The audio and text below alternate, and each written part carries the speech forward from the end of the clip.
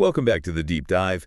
Today we're going to try something a little bit ambitious. Yeah. We're going to attempt a bit of time travel. Oh, boy. Ambitious is probably the right word for it. It is. We are taking a stack of papers from the 1700s, and we're mixing them with some really cutting-edge philosophy from the 21st century, and we're going to use that concoction to explain why your computer is sometimes a total genius and sometimes an absolute pathological liar. It sounds like a strange recipe when you put it exactly that way, but honestly, I mean, this is one of the most critical conversations we can have right now. It connects the deep past to the immediate future in a way that is, well, it's startling. It really is startling. And I want to start with a fundamental contradiction that I think, everyone listening has felt at some point, even if they haven't quite put it into words.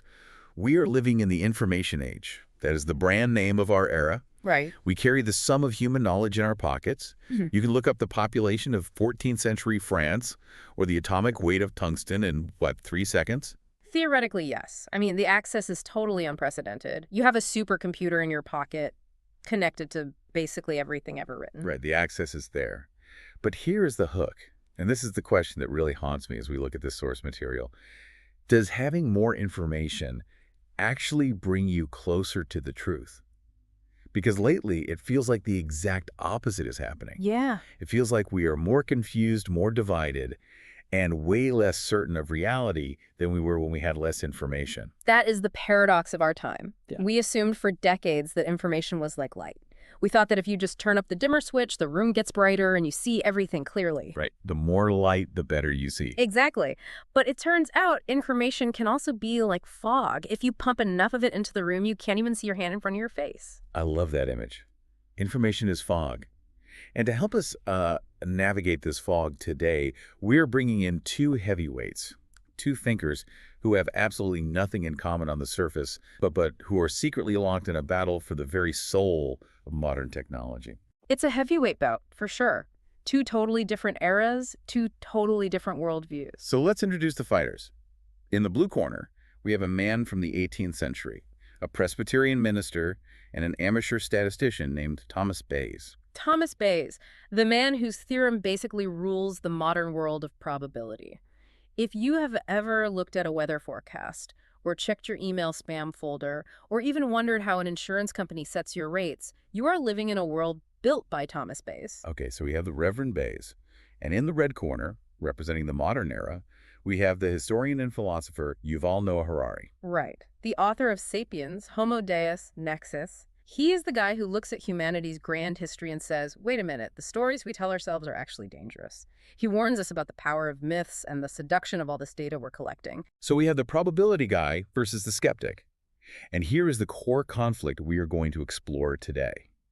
Bayes suggests that if you just get enough evidence and you systematically update your beliefs, you can navigate uncertainty and eventually approach the truth. Yes. He's the optimist. He essentially says, the math works, just keep counting. Exactly. Bayes is the ultimate rationalist. He believes the universe has a structure, and if we just measure it enough times, we will find that structure. And then Harari comes in and throws a massive wrench into those gears.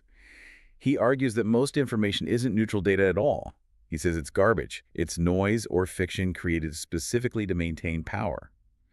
And he argues that just accumulating more of it doesn't lead to wisdom. It might just lead to a much stronger delusion. That is the clash. Is information the path to truth, or is it a trap? But I want to be clear, for everyone listening, we aren't just comparing two thinkers for the sake of a philosophy seminar. That's not what this deep dive is about. No, not at all. The mission here is to show that reconciling these two opposing views is actually the secret key to understanding how modern artificial intelligence works. Because AI, specifically things like ChatGPT and these massive large language models, is built entirely on a collision between Bayes and Harari. It really is. And if you understand this deep dive today, you won't just understand some historical philosophy. You are going to understand the biggest engineering challenge of the next decade. You will understand why AI hallucinates, why it is getting better, and what the future of truth actually looks like. I'm ready. So here is our roadmap for the dive. First, we're going to unpack Bayes and his update mechanism. We really need to understand the optimist logic. Second, we're going to look at Harari's filter and the skeptic's warning. Right. And finally, we're going to see how these two concepts literally crash into each other inside the digital brain of an AI to solve the age-old computing problem of garbage in, garbage out. It is a great structure. Let's start with the Reverend. Thomas Bayes. Part 1, the optimist's logic. Now, I have to admit, I am not a math guy. When I hear the word theorem, my eyes usually just glaze over. But Bayes' idea isn't just math. It is actually deeply philosophical, isn't it? It is. It is almost spiritual in its humility, which makes sense given he was a minister. You really have to understand the context of his time. In the 1700s, people were absolutely obsessed with absolute truth. Religious truth, scientific laws. Exactly. Newton had just figured out gravity. People wanted certainty. They wanted to know the exact laws of the universe. And Bayes came along and said, effectively, you can't have certainty. It doesn't exist for us mortals. The best you can ever hope for is probability. Nothing is certain. That sounds, I don't know, terrifying if you're living in the 1700s. It sounds scary, but it is actually incredibly liberating. Because if nothing is absolutely certain, then you do not have to be perfect. You just have to be open to correction. Tell me about this mechanic. How does this update process actually work in practice? Okay, let's slow this down because this mechanic is truly the engine of the modern world. Imagine you are a doctor in a small village.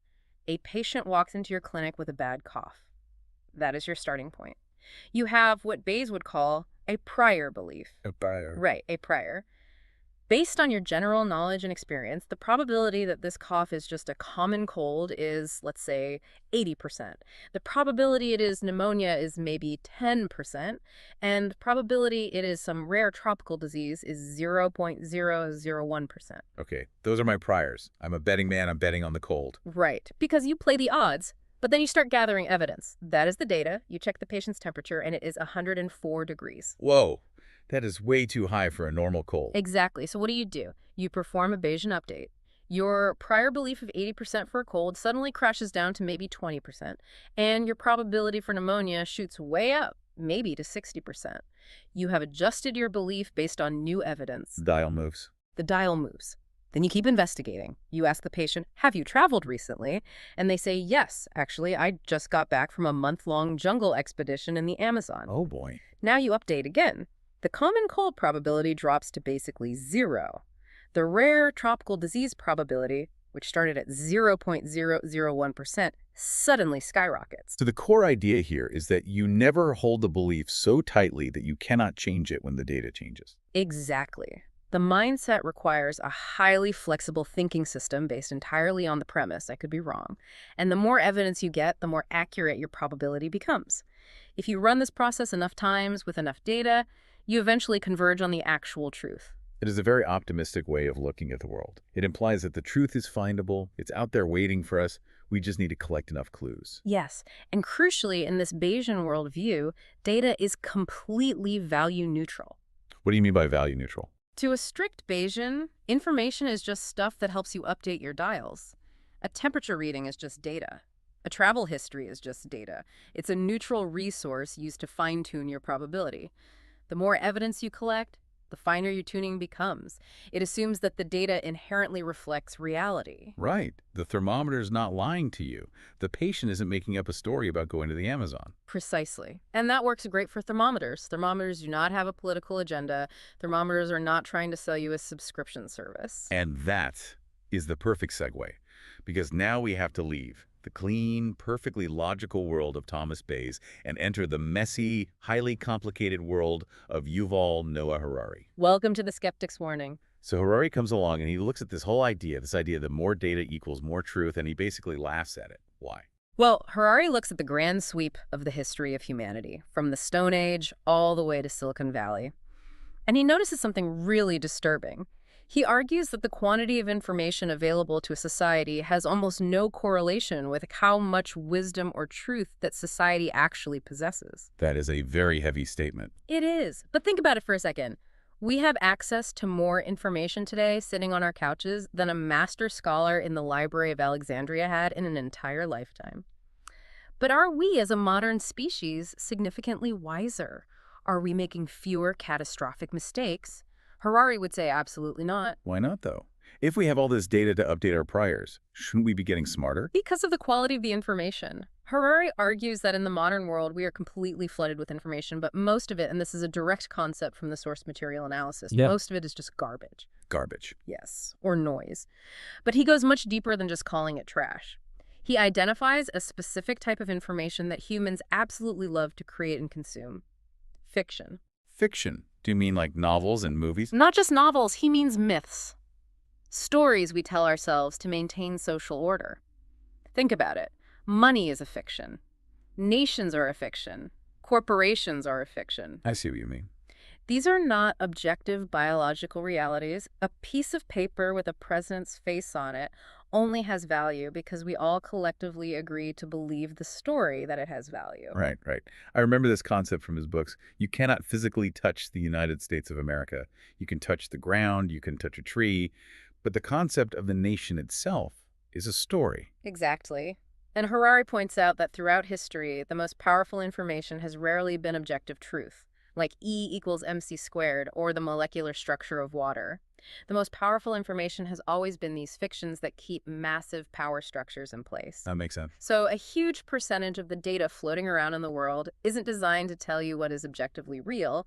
It is designed to make you obedient, or to make you buy a specific product, or to make you hate a specific group of people so you'll vote a certain way. So if you are a Bayesian and you are just blindly collecting all this evidence to systematically update your worldview, You are in big, big trouble. Because if you treat this fiction and this garbage as neutral data points, you are not converging on the truth. You are converging on a massive delusion. you're just getting better at believing the lie. Exactly. This is the incredible danger of accumulation. If you follow the logic that more data is always better, but you do it without caution, you don't get clarity, you get buried in noise. In Harari's view, information is absolutely not neutral. It is highly polluted. It's like, let's use an analogy here. If Bayes is a fitness coach saying, eat more food to get stronger, Harari's the guy standing in the modern supermarket saying, wait a minute, 90% of the food in this store is processed poison. Eating more of it's just going to kill you faster. That is a perfect analogy. Bayes assumes the food is nutritious. He assumes the data is good. Harari is warning you that the grocery store is an absolute minefield. True insight, for Harari, requires discerning what is true, not just aggressively collecting data points. It is about subtraction, not addition. It's about blocking the update. Yes, it is looking at a piece of evidence and having the critical capacity to say, I reject this. This is not real. I am not moving my dial for this. So we have these two massive intellects. Bayes says, build the machine that processes everything you can get your hands on. Harari says, burn the machine, the inputs are all lies anyway. A bit dramatic, but yes, that is the tension. So how do we fix this? Yeah. Because the mission of this deep dive was to reconcile them. How do we get the optimist and the skeptic to play nice? We have to realize that they aren't actually fighting each other. They're just operating on completely different layers of the problem. Okay, let's break down those layers. Layer 1 is the how. That is Bayes. Bayes provides the logical tool for processing. He gives us the engine. If you have good, clean ingredients, Bayes is the best mathematical recipe in the world for cooking them. Okay, so Bayes is the how. What is layer 2? Layer 2 is the what. That is Harari. He is deeply concerned with the reliability, the social impact, and the quality of the input. So Bayes is the engine, and Harari is the fuel filter. Yes. Let's look at a comparison table effectively, based on the source material. Bayes focuses on the logical tool. Harari focuses on the trustworthiness of the source. The major risk in pure Bayesian thinking is gullibility, or stubbornness if your priors are bad. If you start with bad assumptions and only accept data that fits them, you never find the truth. The risk in Harari's world is complete cynicism. You become so skeptical of power and stories that you don't believe anything is real anymore. So the solution has to be a synthesis of the two. The synthesis. And I absolutely love the visual analogy the source material gives us here to explain this. Think of a funnel and a pair of glasses. Okay, paint the picture for me. How does this work? The funnel is Bayes. It is this massive, wide-mouthed machine. You pour stuff into the top, observations, data, evidence, and it swirls down, getting processed, and out the bottom comes a refined probability, a truth, or at least a highly probable belief. Got it. The funnel is the math. But if you just go out to your backyard, shovel up a bunch of dirt, and throw it into the funnel, you just get mathematically processed dirt at the bottom. Garbage in, garbage out. Exactly. Yeah. GIGO. That is the oldest rule in computing. So before you put anything into the funnel, you desperately need the Harari glasses. The glasses. These are the lenses of critical thinking. You have to put them on before you scoop up the data. You look at a piece of information through the glasses and you ask, is this true? Or is this a power play? Is this a myth? is this garbage. You filter it. You filter it aggressively. You only let the high-quality, verified, Harari-approved ingredients drop into the Bayes funnel. That makes total sense to me. You need Harari skepticism to select the ingredients, and you need Bayes processing power to actually cook the meal. Precisely. You cannot have one without the other in the modern world. Without Bayes, you have no systematic way to learn from valid data. Without Harari, you learn the exact wrong things from invalid data. And this is where it gets really, really interesting. Because this is not just a neat metaphor for how humans should think critically. This is literally the story of artificial intelligence. It is. This is the transition to the application part of our deep dive. Because up until very recently, AI was almost purely Bayesian, and that caused a massive existential crisis in the tech world. Let's talk about that crisis. The source material explicitly states that Bayes' theory of probability was a huge influence on the development of modern AI. Massive. I mean, think about what a large language model like ChatGPT actually is. At its very core, it is a probabilistic machine. It is a prediction engine. Right. It's essentially just guessing the next word. Exactly. Let's get a little technical for a second to really grasp how Bayesian this is. An LLM works by looking at a sequence of words. Say it sees the cat sat on the Relario. It then looks at its vast, billions of parameters internal map of human language, and it calculates the mathematical probability of every single other word in the dictionary coming next. So it sees the word "mat," and it thinks, based on my data, that is 80% likely to be the next word. Right, and it sees the word refrigerator and thinks, that is 0.001% likely. And it sees the word explosion and thinks extremely unlikely. It updates these probabilities constantly based on the massive amounts of data it was trained on. It is quite literally a Bayesian machine. It is the funnel. It is the ultimate funnel, a funnel that was fed the entire internet. And there's the problem. There's the monumental problem, because what exactly is the internet? The internet is, well, it's amazing, but it's also Reddit threads, conspiracy theories, angry tweets, bizarre fan fiction, and just straight-up lies. It is the Harari nightmare. It is a vast, uncurated ocean of noise, bias, hate speech, and fiction. So the engineers took the ultimate Bayesian machine, which assumes all data is neutral evidence, and they fed it the ultimate Harari garbage dump. And then they were incredibly surprised when the machine started hallucinating. Hallucinations. That is the industry term for when an AI lies to you, right? Yes. But lie is actually the wrong word. Lie implies that the AI knows the objective truth and is actively choosing to deceive you. Hallucination is much more accurate because the AI genuinely believes it is making perfect sense, because it is using flawless Bayesian logic. It is saying, based on the statistical patterns I've seen in my training data, these words usually go together in exactly this order. So if it reads a million angry articles online saying that the Earth is flat, the Bayesian update dial inside the AI moves heavily toward flat, and it will confidently tell you the Earth is flat because the statistical probability of those specific words appearing together is high. Exactly. It becomes a highly sophisticated garbage manufacturer. It speaks with the absolute confidence of a tenured professor. It uses perfect grammar, perfect syntax, perfect internal logic. But the content is complete nonsense because the input was nonsense. I think this is a point we really need to drive home for the listener. The AI is not broken when it hallucinates. The math is working perfectly. That is the truly scary part. The Bayesian logic is flawless. It is the underlying premise that is flawed. The premise of trusting the raw internet as a source of truth. This is the ultimate crisis.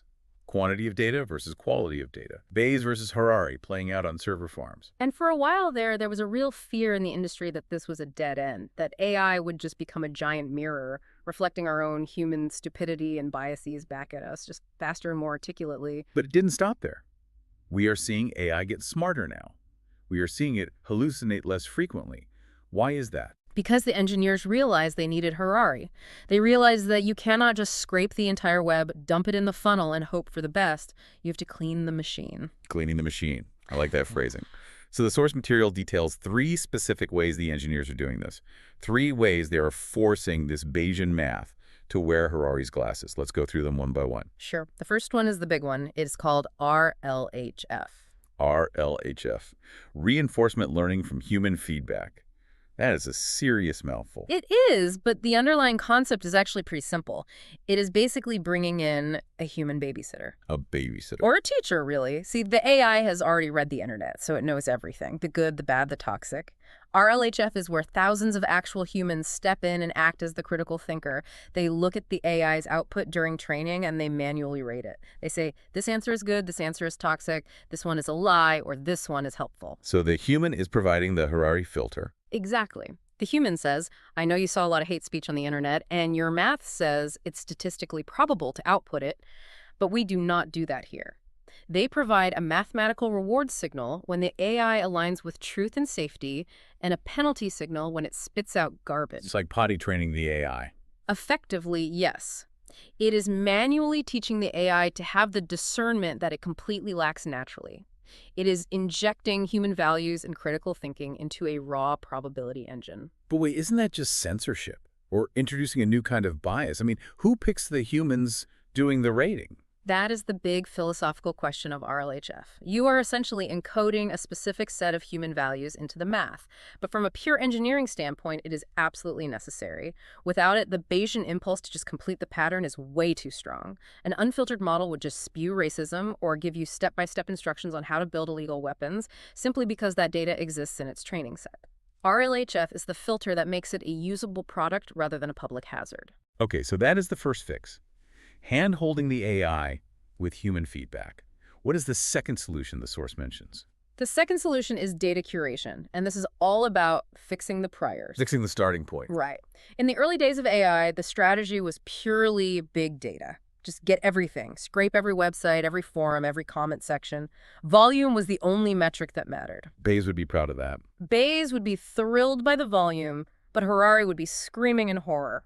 Now, researchers have drastically shifted their approach. They realize that training a model on one single high-quality medical textbook is worth more than training it on a million random YouTube comments. Quality over quantity. Yes, they are heavily curating the data sets now.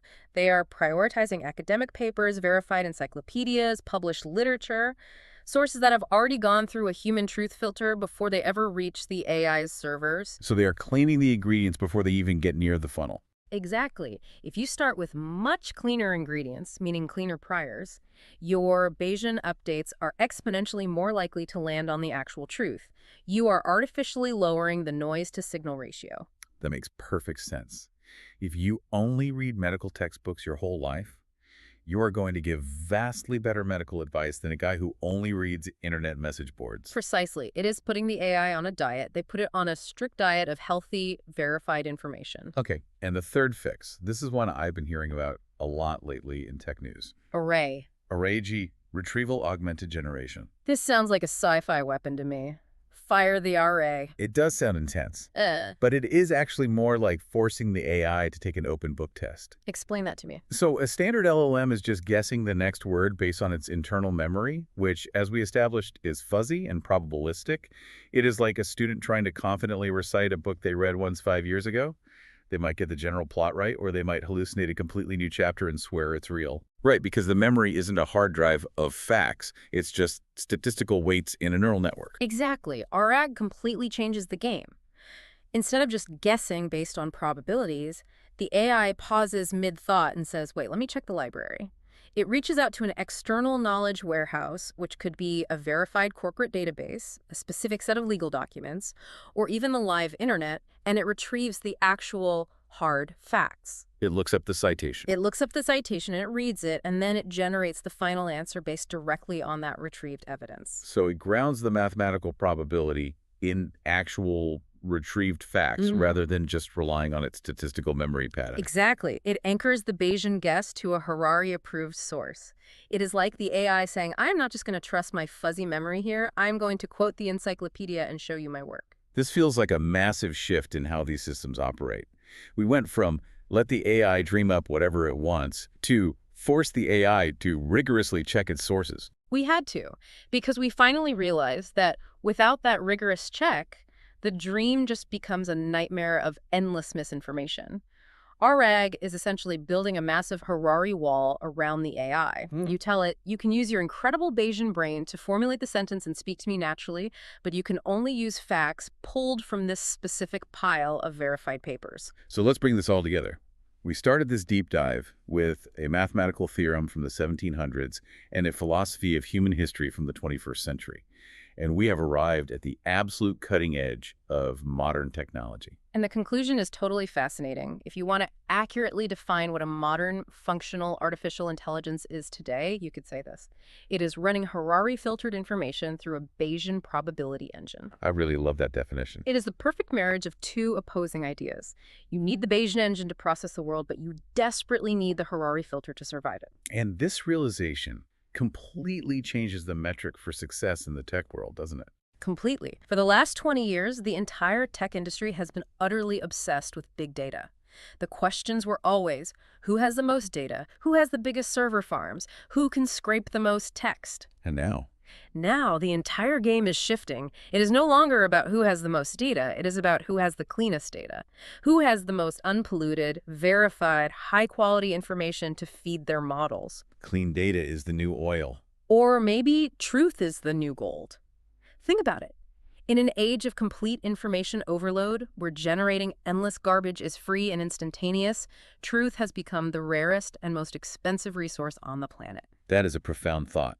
We usually think of truth as something that is just there, like air or gravity.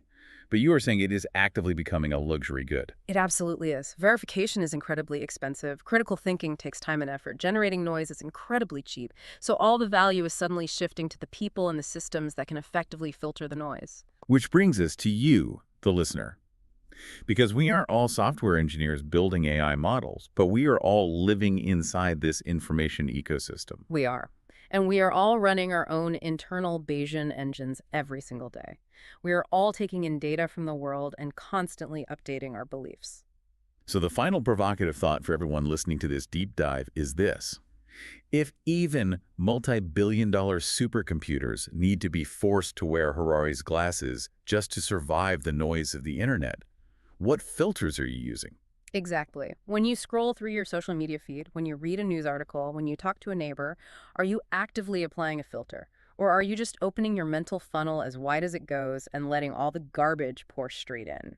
Are you updating your beliefs based on verified facts, or are you just mathematically processing someone else's garbage? That is the ultimate question. Because if you do not fiercely curate your own data, I promise you someone else is going to do it for you. And their goal might not have anything to do with the truth.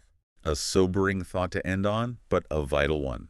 We've covered Thomas Bayes, Yuval Noah Harari, the changing nature of truth, and the future of artificial intelligence. Yeah. I think my own probability dial has definitely shifted today. Mine too. Always update. Always update, but check at the source first. Precisely. That is it for this deep dive. Thanks for listening, and we will catch you next time.